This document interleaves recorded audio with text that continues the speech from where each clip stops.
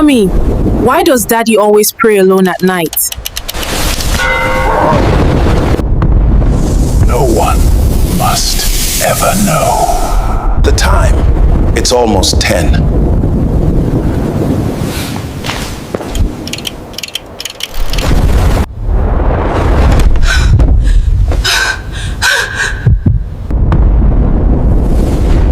No one must ever know.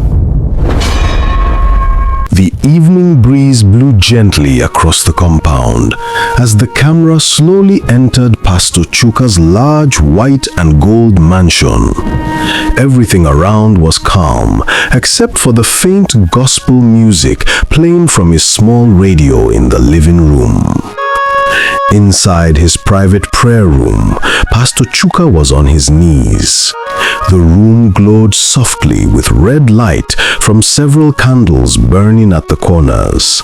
He prayed in a deep voice, eyes closed, sweat dropping from his forehead. After a moment, he opened his eyes and stared at his reflection in the mirror. For a second, the reflection seemed to move differently, like a faint shadow shifting behind him. He smiled faintly and whispered, "No one must ever know who I truly am." Then came a soft knock on the door. "Daddy, are you praying again? It's almost 10 o'clock," said a gentle young voice. It was his 15-year-old daughter, Amara.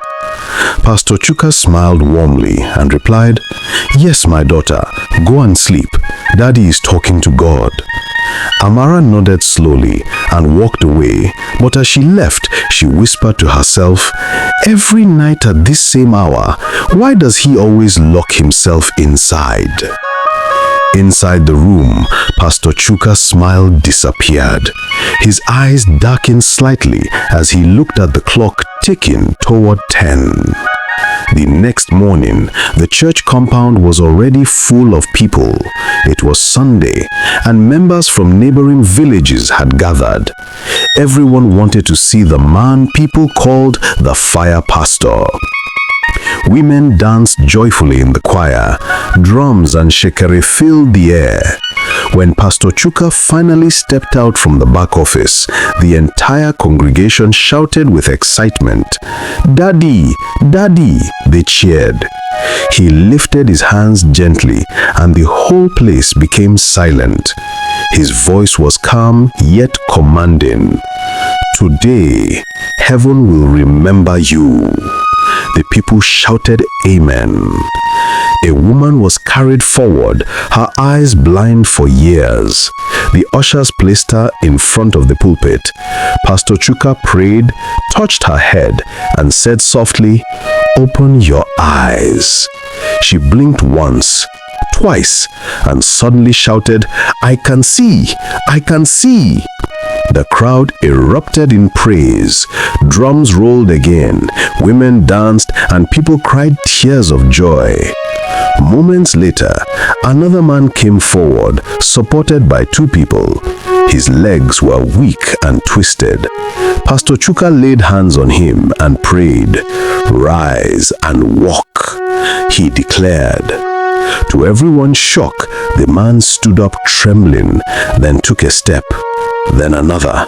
The crowd screamed in amazement. Camera flashes filled the air. Phones went up. "Our daddy is powerful. God is using him mightily," they shouted. But behind the pulpit, Pastor Chuka's wife, Madam Ngozi, watched quietly. Her face looked calm, but her eyes were full of worry. And at the back seat, Amara sat with her small Bible on her lap, watching her father closely. Something in her heart didn't feel right. She whispered to herself, "Why does his eyes change color sometimes when he prays?" Later that evening, at home, Amara sat quietly in the living room, reading her Bible. Her mother came out from the kitchen with a tray of food. "Amara, eat something. You've been reading since morning," Ngozi said. Amara smiled faintly. "Mommy, Pastor Chuka performed so many miracles today. Everyone was shouting his name." Ngozi nodded slowly. Yes, my daughter, God is using your father in a special way. But her voice trembled slightly. Suddenly, Amara froze. Her eyes widened as a flash of vision came. Her father standing alone in the red prayer room, surrounded by bright red light, speaking softly to someone she couldn't see. She gasped loudly. Ngozi rushed closer. Amara, what did you see this time? Amara looked frightened. I don't know, Mommy. I saw Daddy talking to something bright. It looked strange. Her mother smiled weakly to hide her fear. You dream too much, my daughter. Don't worry, your father is fine. But deep down, she knew her daughter's visions were never ordinary. Later that night, the women in the church gathered under the mango tree, gossiping as usual. Did you see what happened in church today? Mama Ijeoma asked. That man's anointing no be here, oh, Mama Ebere replied. I even saw one woman walk for the first time after 7 years, added Mama Peace. They laughed and clapped, but their voices lowered when they saw Amara walking past. She looks like her father. Same eyes, same silence. That girl is different. That same evening, Amara knelt beside her bed, praying softly. Halfway through, she heard a deep humming sound coming from her father's prayer room again. Her heart pounded fast. She stood up quietly and tiptoed toward the corridor. The red light was flickering again under the door. She bent and peeped through the keyhole. What she saw made her freeze. There was a bright red glow, and her father's shadow looked bigger. Before she could see more, her mother's voice came suddenly from behind her. Amara, what are you doing there? Mommy, she whispered frightened. What is Daddy doing inside? I saw... Her mother interrupted quickly, forcing a smile. Your father is praying. Go back to bed. But her eyes said something different, something she was too afraid to explain. Amara went back to her room, but she couldn't sleep. She lay awake staring at the ceiling, replaying what she saw. Why does Daddy always pray with red light? Why does Mommy look scared every time I ask? At exactly 10 o'clock, the big clock in the sitting room struck.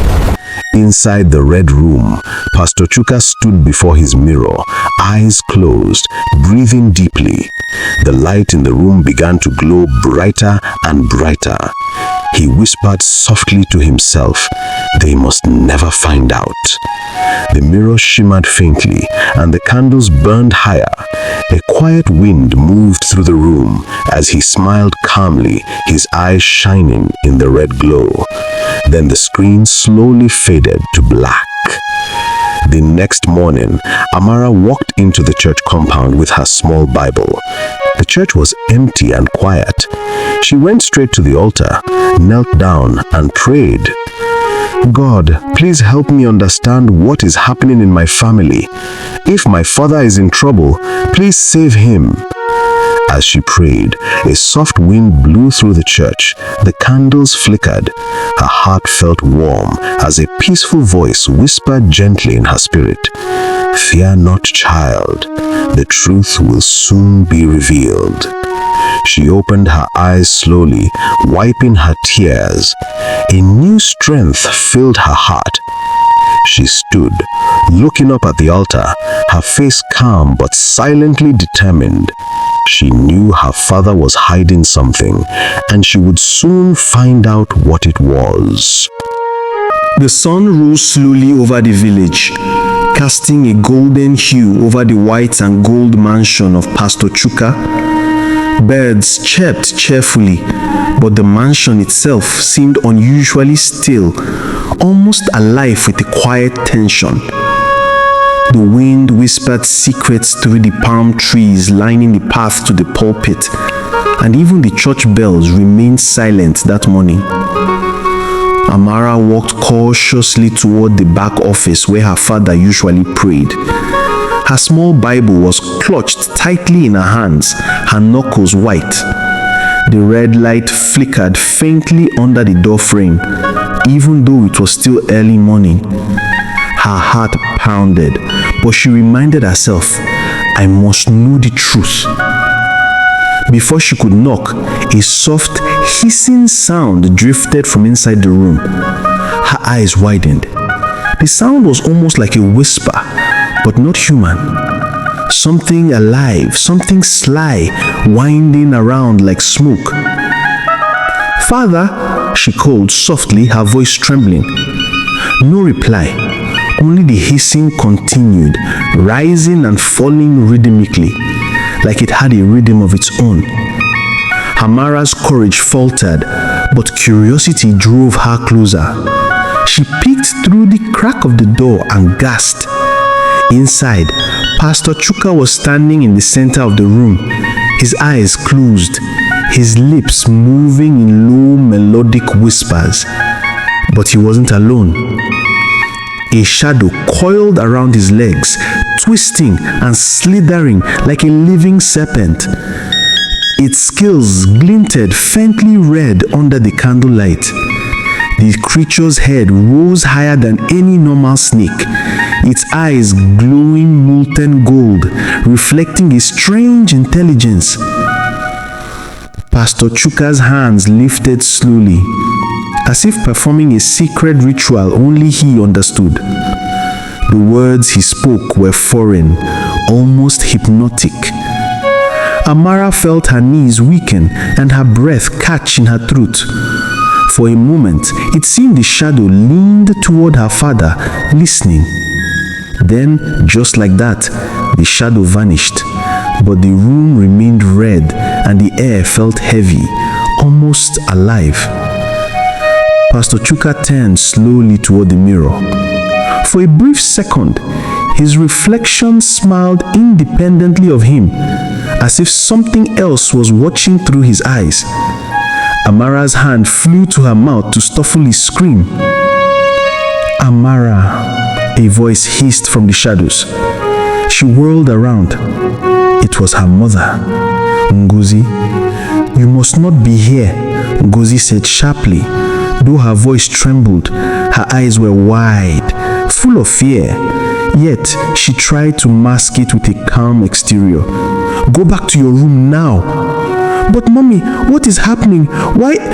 Go! Ngozi snapped, grabbing her hand. Her grip was icy, almost inhuman. She dragged Amara down the corridor, whispering urgently, some things are not meant to be seen, not yet.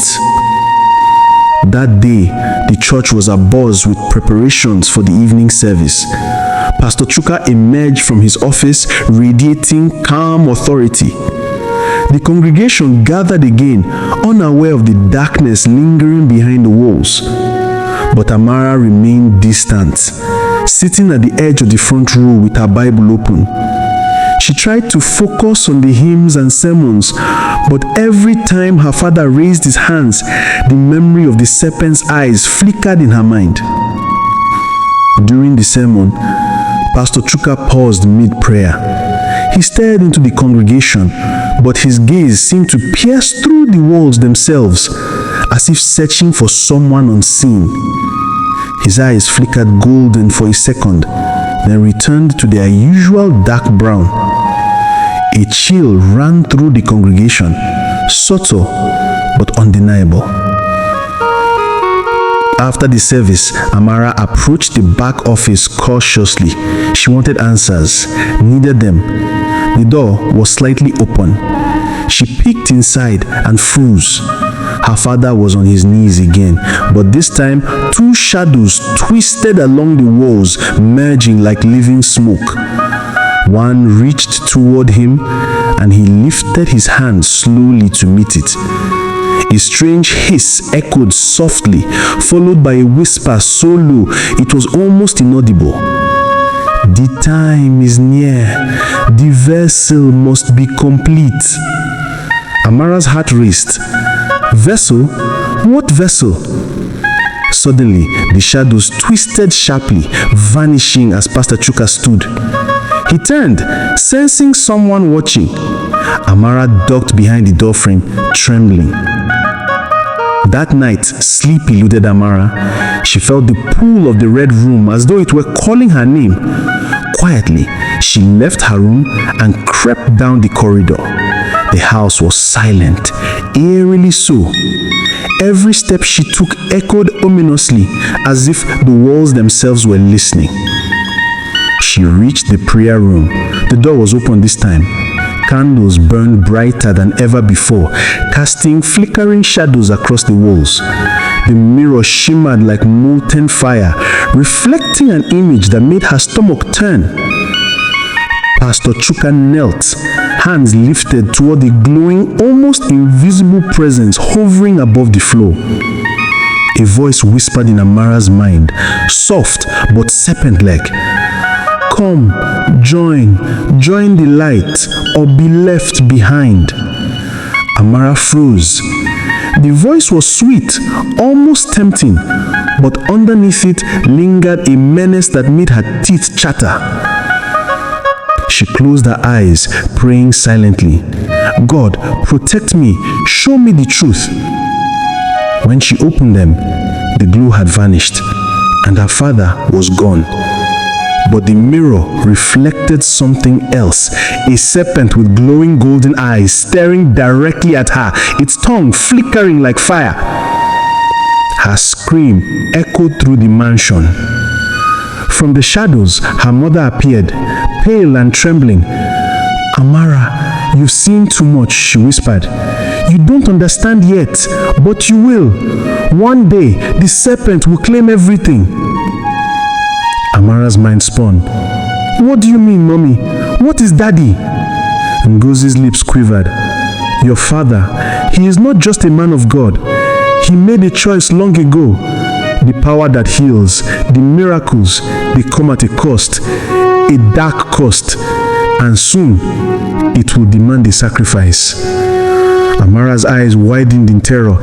A sacrifice? Mommy, no, not him. Before her mother could answer, the large clock struck 10. A low hiss reverberated through the walls. The candles flared and a shadow moved in the red room, larger, more alive than before. Amara felt a cold wind brush her face, carrying a faint, sickly sweet scent. She knew this was only the beginning. The house felt alive now, watching her, breathing around her, waiting. The screen faded to black once more, leaving only the echo of the hiss lingering in the air. Next time, the serpent rises and nothing will be the same. The village lay under a silver, haunting moon, its light casting long shadows over the sprawling mansion of Pastor Chuka. The mansion itself seemed to breathe, walls creaking as if alive, windows reflecting glimmers of some unseen movement. Inside, silence was heavy, almost suffocating. Amara sat on her bed, trembling. Her Bible lay open on her lap, but the words swam before her eyes. She hugged her knees close, whispering fervently, Lord, protect us. Show me the truth. A soft scratching sound at the window made her freeze. Slowly, she turned, heart thudding. Outside, a shadow slid across the garden like liquid darkness. Pausing for a long moment, Amara's breath caught. Its shape was unmistakably serpentine, scales glinting faint gold in the moonlight. Her hand flew to her mouth as it seemed to stare directly at her. Then, just as suddenly, it vanished into the night. Morning came with a heavy, oppressive heat, and the mansion was alive with an uneasy energy. Pastor Chuka did not appear at breakfast. Ngozi's hands shook as she served the food, her eyes avoiding Amara's. The young girl could feel the tension radiating from her mother, electric and chilling. Mommy, we can't keep hiding from him, from it, Amara whispered. Ngozi's eyes widened with fear. You don't understand, Amara. If your father senses that we know, he will not forgive. That power, it does not forgive. A sudden cold wind blew through the hall. Candles flickered and shadows stretched unnaturally, twisting across the walls. A low hiss resonated faintly, almost like a whisper, warning her, "You are next." Later that day, the church announced a special evening gathering. Rumors spread quickly. A prophet was coming from abroad, invited personally by Pastor Chuka, promising miracles beyond imagination. Amara's curiosity gnawed at her, irresistible. That night, she slipped quietly behind the pulpit, hiding in the shadows. Pastor Chuka's gaze was not on the congregation. It pierced another realm entirely. The air thickened, the lights dimmed, and shadows crawled across the walls like living things. Suddenly, the shadows merged into a massive twisting serpent coiling around the pulpit, its scales reflecting the flickering candlelight like molten gold. The congregation gasped, some falling to their knees, others crying in awe.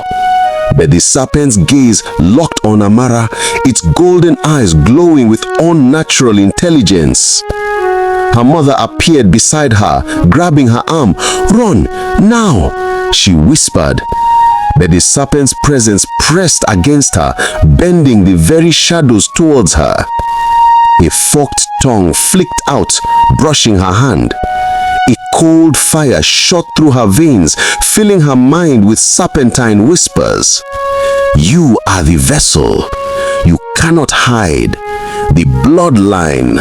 The choice." Amara screamed, but the congregation seemed paralyzed, blind to the danger. Pastor Chuka's voice, calm yet terrifying, cut through the chaos. "Do not resist, Amara. The time has come. The serpent rises through you." The room erupted into shadows and red light. Screams echoed, candles shattered, and when the lights returned, Amara was alone. The pulpit was empty, except for a single golden scale pulsating faintly on the floor. Trembling, Amara picked up the scale. The whispers returned, louder now, visions filling her mind, power, fear, and a destiny she could not yet comprehend. Her mother's voice trembled behind her. "Amara, the darkness has marked you. You are the vessel now, and the serpent, it is not finished." Outside, the wind carried a cruel hiss, and the mansion seemed to breathe, walls expanding and contracting as though alive. Amara's body shook, but a strange awareness settled in her mind. She was no longer just a witness. She was connected, blood, spirit, and fate intertwined with the serpent's ancient power. She could feel it calling to her even now, whispering promises of strength and visions of terror. It was patient, cunning, and hungry, and it had chosen her as the key to something far greater, something dark and unstoppable. Amara clenched the golden scale tightly. Tears streamed down her face, but in her chest burned a flicker of defiance. "I will not let this consume me. I will find a way to fight it." To be continued.